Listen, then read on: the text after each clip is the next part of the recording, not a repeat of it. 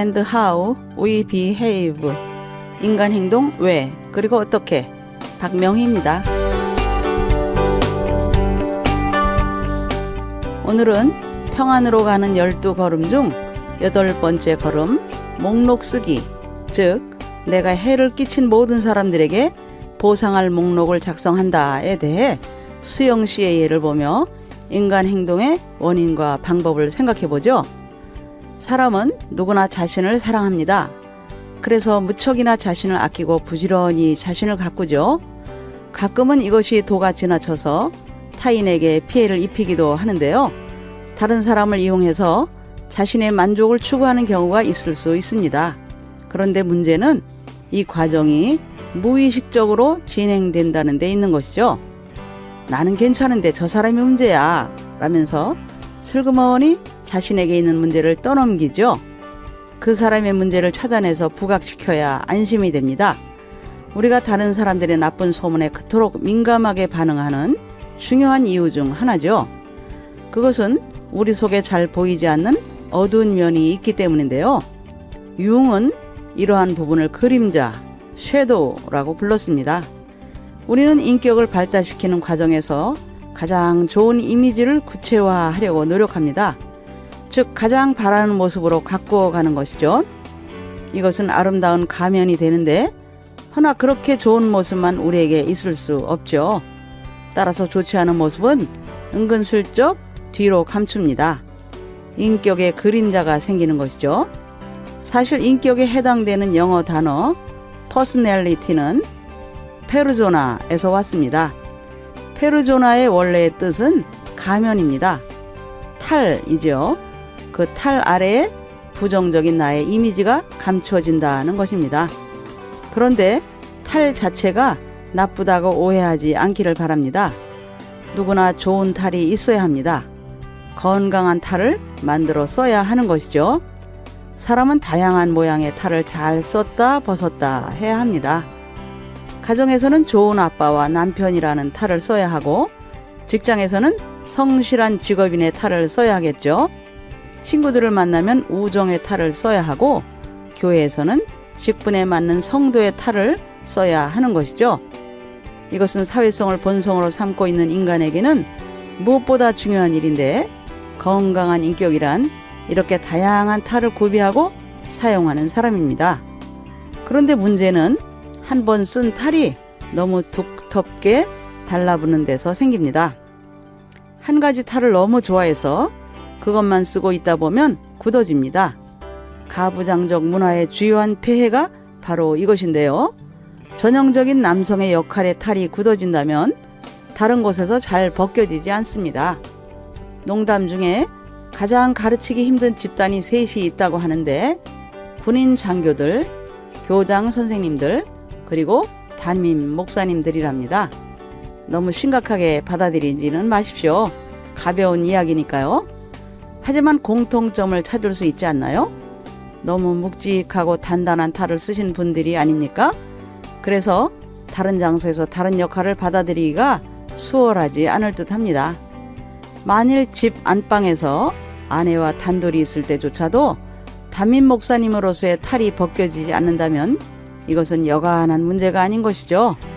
얼른 목사님의 탈은 교회에 놓아두시고 따스한 남편과 아버지의 탈을 찾아 쓰는 연습이 필요한 것인데 이것이 잘 안 돼요. 자녀들이 잘못된 경우가 얼마든지 있죠. 그런데 탈이 크고 두터울수록 그림자 또한 깊고 짙어진다는 것이죠. 존 샌포드는 그림자라는 용어는 이상적인 자아가 되기 위해 억압해온 부분을 가리킨다고 말합니다. 이상적인 자아가 무엇인가요? 부모님이나 또래 집단이 요청하는 것일 수도 있습니다. 또는 사회 규범이나 종교적 가치들이 지향하는 바이기도 하고요. 이런 것들을 추구하기 위해서 우리는 부단히 노력합니다만 그 노력과 비례한 힘이 그림자에게 쌓이는 것이죠. 십계명을 지키기 위해서 노력을 하면 십계명이 금지한 것을 하고 싶어 하는 내 안의 일부분들은 그림자의 그 에너지를 모아두는 것이죠. 예를 들어 보면 간음하지 말라는 계명은 건전한 성적 가치를 지닌 외적 인격을 형성하지만 동시에 음탕한 환상을 지닌 내적 그림자를 만들어갑니다.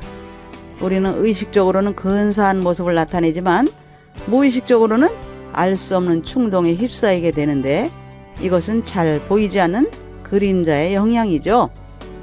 요한복음 8장에 가늠한 여인을 예수님 앞에 두고 기세등등하게 돌을 들고 서 있는 남자들이 바로 이러한 그림자에 잡혀 있는 사람들입니다. 모세의 율법에는 가늠하다 잡힌 자는 돌로 쳐 죽이게 되어 있다며 예수님에게 어떻게 해야 하는지 시험합니다. 예수님은 말없이 몸을 굽혀 땅에 손가락으로 글씨를 쓰시죠. 그리고는 묵직하게 입을 여십니다. 너희 중에 죄 없는 자가 먼저 돌로 치라. 명쾌 통쾌하죠? 그런데 과연 예수님이 바닥에 쓴 글이 무엇이었을까요? 성경에 기록되어 있지는 않지만 묵상해 보면 두 가지가 아닐까 하는데, 첫째는 간음하다 도망간 남자의 이름일 것 같습니다. 이상한 건 간음을 했는데 여자만 잡혀왔다는 것이죠. 둘째는 돌을 들고 선 남자들의 음란의 내용입니다. 왜 남자들이 그토록 화가 났을까요? 그들도 그토록 간음을 갈망하고 있는 그림자가 숨겨져 있기 때문이죠. 예수님은 그들의 죄를 폭로하시고 죄 없는 자가 먼저 돌로 던지라고 하신 것입니다. 찔림받은 어른들부터 돌아가죠. 그림자는 폭로되어 빛에 비추일 때 힘을 잃는 것입니다. 사실 내가 어느 사안에 뜻밖의 극심하게 반응한다면 그림자를 의심해 보아야 합니다. 그리고는 말씀의 빛 아래에 이를 드러내야 하는 것이죠. 그러면 그 그림자의 힘은 물러갑니다. 이렇게 내 안의 그림자를 처리하지 않은 채 밝은 가면만 붙들고 살려고 한다면 주변에 있는 사람들이 곤욕을 치르게 되는 것이죠. 내가 돌을 무수히 던지기 때문인데 내 안의 그림자 속에 단단하게 연결된 것을 타인에게 던지는 것을 투사, 프로젝션이라고 하죠. 가끔 자녀가 끔찍하게 미운 적은 없나요? 곰곰이 그때를 생각해 보세요. 그 이유가 당신의 어두운 면이 그 아이에게 비칠 때 아니던가요? 여기에 속으면 안 되는데 이를 악한 영이 이용하기 때문이죠. 수영 씨의 일을 보겠는데요. 수영 씨는 사역자였습니다. 열심히 특심인 전도사님이죠. 그런데 그녀에게는 정말 오래된 기도 제목이 있었습니다. 그것은 남편이 알코올 중독자라는 사실과 연관된 것입니다. 남편은 수영 씨의 율법적 태도에 거부감이 있어서 술만 먹으면 교회에서 행패를 부렸습니다. 수영 씨는 정말 간절하게 기도했습니다. 말씀도 열심히 보고요. 하지만 남편의 술은 점차 악화되어 갔죠. 수영 씨는 남편의 술 문제만 해결해 주시면 하나님께 모든 것을 다 바치겠습니다 라고 기도했습니다. 그러다가 12단계로 중독자 사역을 하시던 안덕자 교수님을 만났습니다. 교수님은 순영 씨에게 일가를 합니다. 당신이 술안주야. 당신 때문에 남편이 술을 마신다고. 순영 씨는 이 이야기를 듣고서 일주일을 꼬박 앓았다고 했습니다. 너무 힘들어서 안 교수님을 향해서 이가 갈리더랍니다. 내가 이렇게나 최선을 다하고 있는데 어떻게 그런 말을 할 수 있냐고 울분이 터지더랍니다. 그 다음 주 도저히 분을 이기지 못해서 교수님에게 따지러 갔답니다. 교수님은 침착하게 차분한 음성으로 이렇게 물어보더랍니다. 그래요, 참 열심히 하셨네요. 그런데 그렇게 하니까 더 좋아지던가요? 아니면 악화되던가요? 뭔가 무너져 내립니다. 눈물이 나지만 인정하지 않을 수 없었답니다. 내가 술안주라는 사실을. 그때부터 자신 속에 있던 어두운 부분들을 살펴보기 시작했답니다. 우선 떠오른 것이 자신이 유복자라는 사실입니다. 아버지를 가져본 적이 없었습니다. 남자를 잘 모르는 것이죠. 그러니 남편과 대화가 될 턱이 없지요. 남편의 감정을 들어준 적이 없었습니다. 다만 술 먹는 죄를 짓는 남편을 정죄만 하고 있었던 것이죠. 돌을 던지고 있었을 뿐이니까요. 남편을 정죄하는 위치에서 자신을 높이고 있었던 것이죠.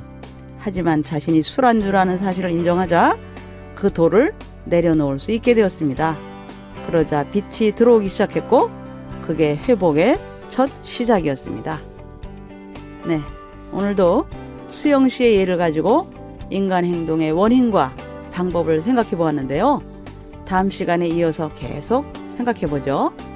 여러분, 다음 시간까지 안녕히 계세요.